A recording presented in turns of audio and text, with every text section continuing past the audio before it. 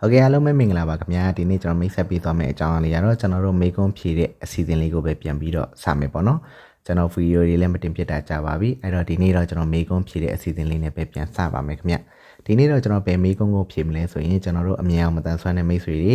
ဒီ AI နဲ့တပ်ပုံဘယ်လိုထုတ်ကြလဲဆိုတာတချို့လေးကျွန်တော်မေးထားတာလေးတွေရှိတယ်အဲ့တော့ကျွန်တော်သိသလောက်ကျွန်တော်နားလဲသလောက်လေးရှင်းပြပေးပါမယ်အဲ့တော့ပထမဆုံးတော့ကျွန်တော်အသုံးပြုပုံလေးကိုအရင်ဆုံးပြောပါမယ်ကျွန်တော်ကဒီကျွန်တော်ရဲ့တပ်ပုံထုတ်တဲ့ခါဆိုရင်ကျွန်တော်ကဒီ Gemini နဲ့ပဲအများဆုံးထုတ်တယ်ကျွန်တော်တပ်ပုံမှာမဟုတ်ဘူးပေါ့နော်အခြားဒီ shooting ပုံလေးတွေလိုချင်နေဆိုရင်တော့ chat နဲ့ထုတ်တယ်ဒါကတော့ကိုအတန်နဲ့ထုတ်တယ်ပေါ့နော်ကျွန်တော်ကတော့ဒီ Gemini နဲ့ထုတ်တာကကျွန်တော်တို့ပို့ပြီးတော့အဆင်ပြေတယ်အဲ့တော့ Gemini နဲ့ပဲကျွန်တော်တပ်ပုံလေးဆိုထုတ်တယ်ကျွန်တော် TikTok မှာတင်တဲ့ပုံလေးဆိုရင်ဒါ AI နဲ့ပြင်ထားတဲ့ပုံလေးများတယ်ပေါ့နော်ဒါဆိုရင်ကျွန်တော်ကိုယ့်နဲ့ကိုပြင်ထားတာပါဟိုမြင်တဲ့သူပြင်ခိုင်းတာမဟုတ်ပေါ့နော်ကျွန်တော်တို့ပြင်ဖို့ဆိုရင်တော့စာလေးတွေတစ်ချက်ရေးပြရတယ်အင်္ဂလိပ်လိုတော့ရေးဖို့လိုမယ်မြန်မာလိုရေးတော့သိစမပြေဘူးအဲ့တော့ကျွန်တော်က TikTok မှာလည်းတင်မှာဆိုလွန်တို့ရှင်းမဲ့သွားလိုက်မယ်နော်အဲ့တော့ကျွန်တော်ကဒီ Gemini app ထဲကိုတခုတကသွားမဝင်တော့ဘူးကျွန်တော်က home button မှာကိုကကျွန်တော်ဒီ Gemini လေးရအောင်ဆိုပြီးကျွန်တော်တခြားလေးပြန်လှုပ်ထားတယ်ပေါ့နော်ကျွန်တော် Samsung ဖုန်းနဲ့ပြမယ်အဲ့တော့ကျွန်တော် home button ကို long press ထောက်လိုက်မယ်ထောက်လိုက်တဲ့အခါဆိုရင်တော့ကျွန်တော်တန်လေးခဏရမယ်နော်သူ microphone က auto ပွင့်လာဆိုတော့လေအဲ့တော့ကျွန်တော် home button လေးထောက်လိုက်ပါမယ်ဒီမှာနော်ကျွန်တော်ဖိလိုက်ပါပြီ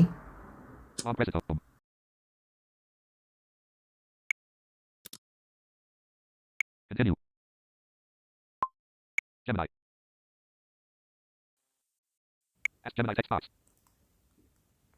Okay ဒါဆိုရင်တော့ကျွန်တော်တန်ပြန်ထွက်လာပါပြီ။ဘာလို့လဲဆိုတော့ဒီ Gemini နဲ့ရောက်သွားပြီပေါ့နော်။ microphone ပြန်ပိတ်သွားပါပြီ။အဲ့တော့ Gemini နဲ့ရောက်တဲ့ခါမှာဆိုရင်ဒီမှာတွေ့တဲ့အတိုင်းပဲစာရေးတဲ့နေရာလေးရှိမယ်။ကျွန်တော်တို့ဒီဘက်မှာဘယ်ဘက်မှာပေါ့နော်ဒီ button လေးတစ်ခုရှိမယ်။ Add attachment button. ဒီကောင်လေးရှိမယ်ပေါ့နော်။ Attachment button. Ask Gemini text box. Add attachment button. အဲ့တော့ကျွန်တော်ကကြတော့ဒီဘယ်ဘက်က button လေးကိုပဲကျွန်တော်နှိပ်လိုက်မယ်။ဒီစာရေးတဲ့ add box ရဲ့ဘယ်ဘက်ကဟာလေးပေါ့နော်။အဲ့တော့ကျွန်တော်ဒါလေးနှိပ်လိုက်ပါပြီ။ကျွန်တော်ဘယ်ထဲမှာမဝင်အောင်နော်ကျွန်တော် link တို့ရှင်းမယ်။ကျွန်တော်တော့ပြပါမယ်။ Right button. Files button. အဲ့တော့ကျွန်တော်တပ်ပုံထုတ်မှာဆိုတာ file ဆိုတာကိုကျွန်တော်ရွေးလိုက်ပါမယ်ကျွန်တော်ဖုန်းထဲကတပ်ပုံပေါ့နော် OTP.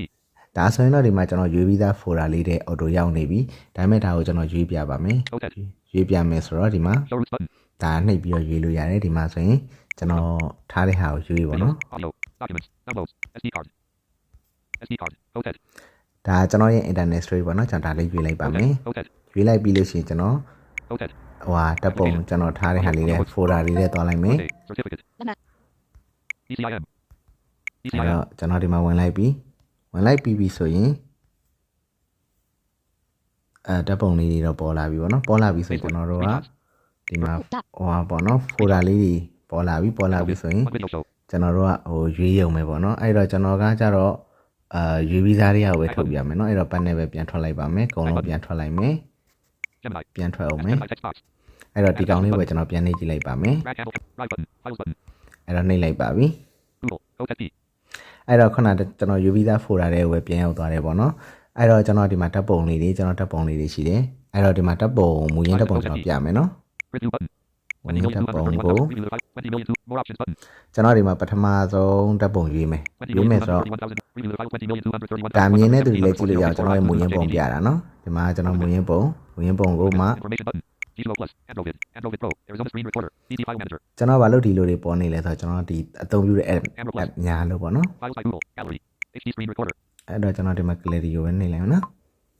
ဒါကကျွန်တော်ရဲ့မူရင်းပုံမှာဒါတွေ့တယ်တိုင်းပေါ့နော် Share button. မပြင်ရသေးတဲ့ပုံပေါ့လေဟုတ်ပြီအဲ့တော့ကျွန်တော်တို့ကပြင်မယ်ဆိုတော့ panel တစ်ချက်ထွက်လိုက်မယ် OTP. Review the file 20 million files in OTP. Uncheck documents button. ဟုတ်ပြီနော်အဲ့တော့ 20 million 231,100. More options button. 20 million 231,100. ဒီမှာပထမဆုံးပုံလေးကျွန်တော်နှိပ်လိုက်ပါပြီ Gemini. Add attachment button. နှိပ်လိုက်ပြီးဆိုဒီမှာအထက်မှာတပ်ပုံလေးရောက်လာပြီ Long press drag window.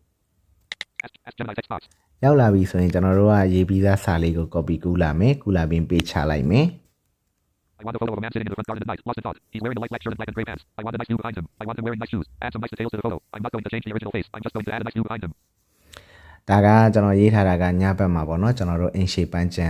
ပန်းဥယျာဉ်လိုပဲသူထွက်မှာပေါ့အဲ့မှာကျွန်တော်ထိုင်ပြီးတော့စဉ်းစားနေတဲ့ပုံပေါ့နော်အဓိကကတော့အဲ့လိုမျိုးလေးကျွန်တော်ရေးထားတယ်အဲ့တော့ဒီမှာ sense ဆိုတဲ့ pattern လေးနှိပ်ရုံပဲ Send button. တခါလေတော့ဒီမှာ line မကောင်းလို့ရှင် send ကတစ်စီပဲဖြစ်နေတတ်တယ်နော်အဲ့ဆိုရင်တော့ခဏလေးဆောင်းလိုက်အခုကတော့ဒီမှာကျွန်တော်တစ်စီပဲမဖြစ်ဘူးတန်ပြီးတော့ send လို့ရတယ်အဲ့မှာကျွန်တော် send လိုက်မယ် send လိုက်ပြီးလို့ရှင်ခဏနေသူတပ်ပုံလေးရောက်လာပါပြီ အဲ့ဒါဆိုရင်တော့ကျွန်တော်တို့လိုချင်တဲ့တပ်ပုံလေးရပါပြီခင်ဗျအဲ့တော့ကျွန်တော်တို့အမြန်ဝန်သက်ဆွမ်းတဲ့သူတွေအနေနဲ့ကြည့်လို့ရတဲ့နီလေးလည်းရှိတယ်ပေါ့နော်အဲ့ဒါလေးလည်းကျွန်တော်ပြပေးပါမယ်အဲ့တော့ဒီမှာကျွန်တော်ဒီပုံလေးကို down လိုက်မယ်ပေါ့နော် Add attachment button. Sure, here's the image. Long press the drag window. Listen button. Sure, here's the image. ဒါဆိုရင်တော့သူတပ်ပုံလေးရပြီဆိုပြတယ်ဒီမှာ generate image 1ပေါ့နော်နှိပ်လိုက်တယ်နှိပ်လိုက်ပြီးဒီမှာ Share image button. လွှဲပါတယ် Copy image button. Copy. ဒီမှာ Download image button. download image ဆိုတာလေးကျွန်တော်နှိပ်လိုက်ရုံပါပဲပေါ့နော်ကျွန်တော်နှိပ်လိုက်ပြီး Downloading full size. ဒီမှာ Generate image. download full size ဆိုပြီးတော့ခဏလေးစောင့်မယ်စောင့်ပြီးသွားရင် Generate ဒါ image. ဆိုရင်တော့ရပြီပေါ့နော် Open button. Image downloaded. အဲ့တော့ဟုတ်ပြီဒါဆိုရင်တော့ကျွန်တော်လိုချင်တဲ့တပ်ပုံကျွန်တော် my file ထဲမှာကျွန်တော် download ဆွဲပြီးသွားပြီပေါ့နော်ဒါပေမဲ့ကျွန်တော်က Gemini. ဒီတပ်ပုံရဲ့အကြောင်းအရာအသေးစိတ်ကိုကျွန်တော်ပါလဲသိချင်တယ်အဲ့တော့သိချင်တော့ကျွန်တော်ကတစ်ချက်ကြည့်မယ်ပေါ့နော်ခဏကျွန်တော် screen record လေးတော့ Notification shade. ခဏ Top tool Michael ရ Hamilton. မယ် okay ကျွန်တော်ရဲ့ဟာလေးပြန်ပြီးတော့စလိုက်ပြီပေါ့နော်ဒီကျွန်တော် record ခဏပေါ့လုပ်ထားတယ်အခုပြန်ပြီးတော့ဒီမှာစာလေးရေးထည့်လိုက်ပြီပေါ့နော် Send button. အဲ့တော့ဒီမှာကျွန်တော်ပို့လိုက်ပါမယ်ကျွန်တော်ရဲ့ခုနထုတ်တဲ့တပ်ပုံတွေကကျွန်တော်အသေးသေးချက်လေးတွေကိုကျွန်တော်ပြောခိုင်းနေဘယ်လိုပုံစံလေးတွေပါလဲဆိုတာလေအဲ့ဒါကိုသူကဒီမှာအောက်မှာစာနဲ့အသေးသေးပြန်ပြီးတော့ရှင်းပြထားပါတယ်ကျွန်တော်တို့အနေနဲ့အဲ့လိုမျိုးအဆင်မပြေကြည့်ပြီးတော့အကြမ်းပြန်အဖြစ်ကြည့်တယ်တင်တယ်ပေါ့နော်ဒါမျိုးလုပ်ပါတယ်ဒါကအမြင်ကူညီမလို့ပဲနဲ့ AI နဲ့လွယ်တကူတပ်ပုံထုတ်တဲ့နီးပေါ့နော်ဒါကအလွယ်ဆုံးပါပဲဒီတိုင်းထုတ်တာလေဘာမှခက်ခဲမဟုတ်ဘူးဒါပေမဲ့တခုတော့ရှိတာပေါ့နော်ကိုထုတ်မဲ့တပ်ပုံတွေကကိုမှတ်မိတဲ့ folder လေးတော့သွားထည့်ထားပေါ့အုပ်ရောကြောက်ရောထားလို့ရှိရင်တော့ရှုပ်မှာပေါ့နော်ကိုထုတ်ချင်တဲ့တပ်ပုံကတခြားထုတ်မိလိုက်တဲ့တပ်ပုံကတခြားဆိုတော့ဖြစ်မှာပေါ့အခုလိုမျိုးကျွန်တော်လိုမျိုးလုပ်ထားပေါ့နော် folder လေးတွေတည်တက်နဲ့လေဘယ် folder ဘယ်သူဟာပေါ့နော်အဲ့လိုမျိုးလေးခွဲထားရင်တော့ okay ပါတယ်လို့အဲ့တော့ Camera with flash. ဒီမှာပေါ့နော်